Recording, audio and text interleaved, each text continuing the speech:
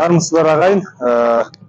Мынау Суан руынан шыққан әйгілі Елтінді батыр деген батыр бар. Сол батырдың ұрпағы Молақ руына арналған бүгін үлкен ас беру, ескерткіш тақтасын асыру рәсімі болып жатыр.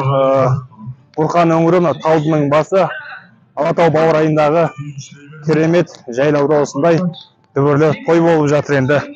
Жалпы бабасын ұрпақтаған, бабасын ардақтаған, дұға оқып, Құран оқып, басына тас қою әрбір ұрпақтың міндеті. Сондықтан бұндай той әрбір қазақтың даласында, жайлауында көп болу қажет деп санаймын. Өйткені бірлікке, татулыққа, ұлттық құндылықты дәріптеуге, дәстүрімізді жаңғыртуға арналған дүниенің бірі болмақ.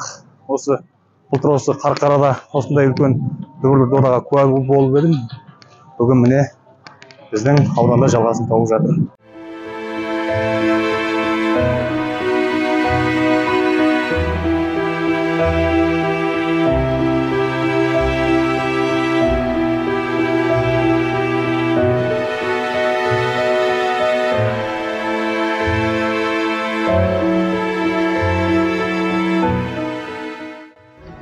Қалонбай батыр ауылы дейді. Мұнда тағы айылдың киелістір. Ішім мынау керемет. Сейт ұрақ сіздікі ма?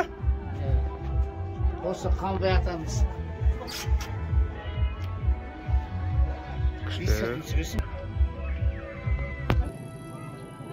Бұл Сүйінбай ауылының несі? Қай жер? Алмалыдан ба? Сіздер келдіңдер. Ұрпақсыздар ма? Тұрпан Алмалы басқыншы. Тұрпан Алмалы басқыншы. Киіз үйдің аурасында келдер. Сүйінбай тұрпан. Қабыл болсын, құтты болсын. Киіз үйлеріңіз кең әдемі екен.